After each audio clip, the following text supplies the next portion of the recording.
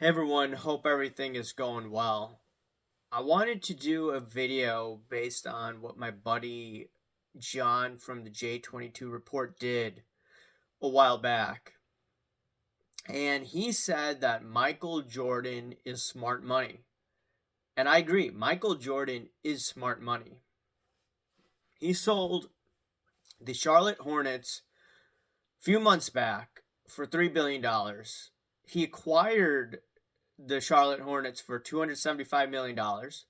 He purchased a majority stake in it, and he sold it for $3 billion over a span of 13 years. And he still will have a minority ownership in the Charlotte Hornets, but he is not the majority owner anymore. You know what's funny is he sold to the guy who lost a lot of money in GameStop, who was shorting GameStop. I watched the movie. It's a pretty good movie. And I think his name is Gabe Plotkin. The dude is now the majority owner. So I don't know if this is a parallel, but he got hosed with he's done well in certain years in hedge fund and his hedge fund management, but his Melvin Capital firm, I believe, shut down because of GameStop.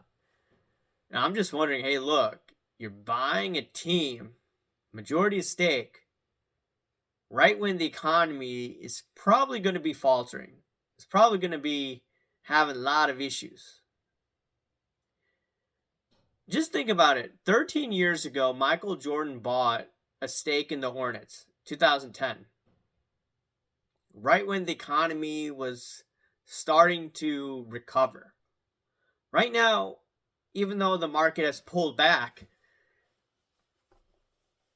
it still is much stronger than where it was a decade ago. But why is he selling right now? You have to ask yourself the question. Michael Jordan's the GOAT of basketball.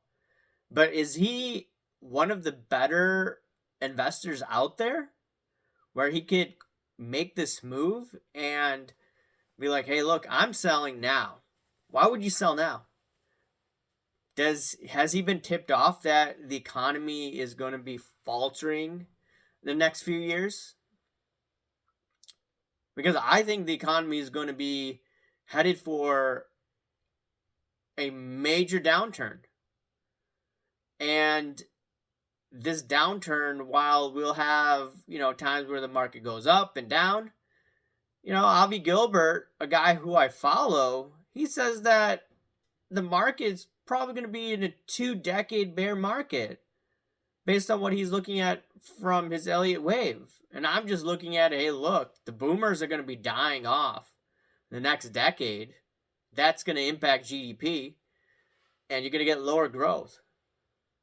And a repeat of history, 1930s were the Depression history. The decade of the Depression. I wouldn't be surprised if the 2030s is a decade of depression and everything just goes down and the market bottoms out in the late 2030s, just like over 100 years ago. Same thing happened right when World War II started. The market bottomed out, and yeah, there were times where the market went sideways. It went sideways in the 70s. I get it, but I think we're in that time frame. And what I would like to tell people is that, hey, if Michael Jordan, very shrewd guy, very shrewd businessman, he does not get into the political arena. And I think that's smart of him to do, especially with what you're seeing going on globally. I mean, some businesses I saw have, some of the CEOs have said things, and they're taking a huge hit for it. So I think some makeup person, Huda or something like that, I've never heard of her, and like she said something, it's gonna impact her bottom line because she made some statements. So Michael Jordan, very smart, keeping his mouth shut and using a publicist to make announcements. So, like I said, what is Michael Jordan seeing? Not even looking at commercial real estate, not looking at the Federal Reserve. Why is Jordan selling now? That's a question to ask. So it is what it is. It's a fascinating story. Michael Jordan made over $2 billion. He's selling to the guy who lost a lot of money in GameStop. Quite funny. Anyways, I want to talk about that. Let me know your thoughts and I'll talk to you later. See ya. Bye.